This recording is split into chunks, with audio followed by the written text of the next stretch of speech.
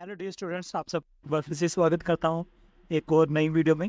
तो आज की इस वीडियो में हम 19 जुलाई को जो मेरिटोरियस की काउंसलिंग हुई है, अब कितनी सीटें रह गई हैं, क्या स्टूडेंट्स को 20 जुलाई को सीटें मिलेगी, क्या उनको अपनी चॉइस का स्टेशन मिलेगा या नहीं मिलेगा।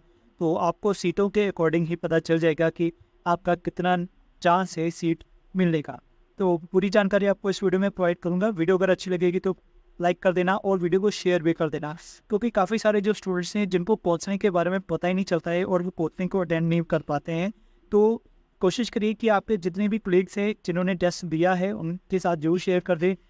आज भी काफ़ी सारे मुझे जो कुछ स्टूडेंट्स थे उनके कमेंट्स आए थे या फिर उन्होंने पर्सनली मैसेज दिया था, वो जिनकी काउंसलिंग आज थी पर वो घर में बैठे थे। फिर चलो कुछ स्टूडेंट्स थे जिनको बताया और वो वहाँ पे पहुँच गए, और कुछ स्टूडेंट ऐसे हैं जिनकी कल काउंसलिंग थी, 18 को काउंसलिंग थी, बट वो अटेंड नहीं कर पाए और उनका चांस फिर से मिस हो गया। तो चलिए हम बढ़ते हैं अब काउंसलिंग की जो सीटें हैं वो कितनी रह गई हैं। तो सबसे पहले मैं आपको बता दूं कि जब सुबह काउंसलिंग शुरू हुई थी तो तब कितनी सीटें थी। तो यहाँ पे आप देख सकते हैं, यहाँ पर लड़कों के लिए सीटें हैं। तो सुबह जब काउंसलिंग शुरू हुई थी तो लड़कों के लिए जो सीटें थी वो अमृतसर में 26 थी, बठिंडा में 40, फिरोजपुर में 27, गुरदासपुर में 31 थी, जलंधर में 30 थी, लुधियाना में 26, पटियाला में 31, ऐसे श्रीनगर में 17 और संगरूर में 50 सीटें थी। और अगर मैं लड़कियों की बात करूं तो लड़कियों की जो सीटें थी वो सबसे पहले अमृतसर की बात करें तो यहाँ पे 65, 48 थी, बठिंडा में, फिरोजपुर में 76 थी, गुरदासपुर में 138, तलवाड़ा में 31 है, जलंधर में 74, लुधियाना में 75, पटियाला में 58, ऐसे श्रीनगर में 64, संगरूर में 100। तो आप में से कुछ क्वेश्चंस के डाउट्स होंगे कि जो मैंने पिछली वीडियो बनाई थी उसमें सीटें कम थी, इस पर ज़्यादा शो हो रही। तो देखिए, जितनी भी रिजर्व सीटें थी उन सभी को रिजर्व कर दिया गया है। रिजर्व यानी कि जो सीटें प्राइवेट में या वुमेन हाउस होल्ड में थी उन सीटों को भी ओपन कैटेगरी में कर दिया गया है, जिससे कि सभी स्टूडेंट्स को सीट मिल सके। तो जितने भी कैंडिडेट्स रिजर्व कैटेगरी में थे वो काउंसलिंग के बाद जितनी सीटें बच गई हैं उनको ओपन में कन्वर्ट कर दिया गया है, यानी कि रिजर्व कर दिया गया है। तो इसलिए ये सीटें काफ़ी बढ़ गई हैं। तो अभी जो 20 जुलाई को काउंसलिंग होगी तो कितनी सीटें रह गई है वो मैं आपको बता देता हूँ। तो सबसे पहले हम बात करेंगे लड़कियों के बारे में। तो लड़कियों की जो सीटें बच गई हैं यहाँ पे देख सकते हैं, अमृतसर में 55 सीटें हैं, बठिंडा में 6 सीटें हैं, फिरोजपुर में जनरल की 44 सीटें हैं, गुरदासपुर में 131 है, तलवाड़ा में 28 हैं, जलंधर में 51 है, लुधियाना में 50 सीट्स हैं, पटियाला में 26 हैं, ऐसे श्रीनगर में 52 है, संगरूर में 84 है। तो यहाँ पर जो देखने वाली बात है कि जो मेडिकल की सीटें हैं वो बहुत ही कम हैं।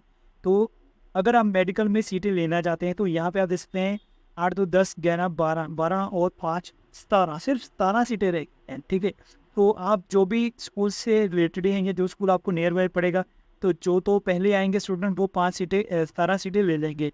बाकी अदर स्टूडेंट्स को ऑप्शन लेके जाना पड़ेगा कि वो नॉन मेडिकल या कॉमर्स में जाना चाहते हैं, फिर ही आप काउंसलिंग में जाइएगा। तो बाकी जब आप काउंसलिंग में जाएंगे तो हो सकता है कि आपका जो चांस है वो 17 में आ जाए।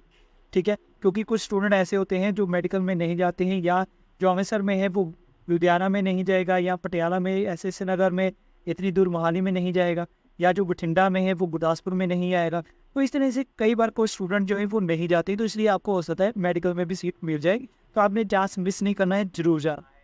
अभी मैं बात करूँगा लड़कों के बारे में। तो लड़कों के लिए जो सीटें रह गई हैं, अमृतसर में 24 हैं, बठिंडा में 12 है, फिरोजपुर में 24 है, गुरदासपुर में 30 है, जलंधर में 20 है, लुधियाना में 17 है, पटियाला में 22 है, ऐसे श्रीनगर में 14 है और संगरूर में 48 सीटें रह गई हैं। तो बाकी आप इसका स्क्रीनशॉट ले सकते हैं।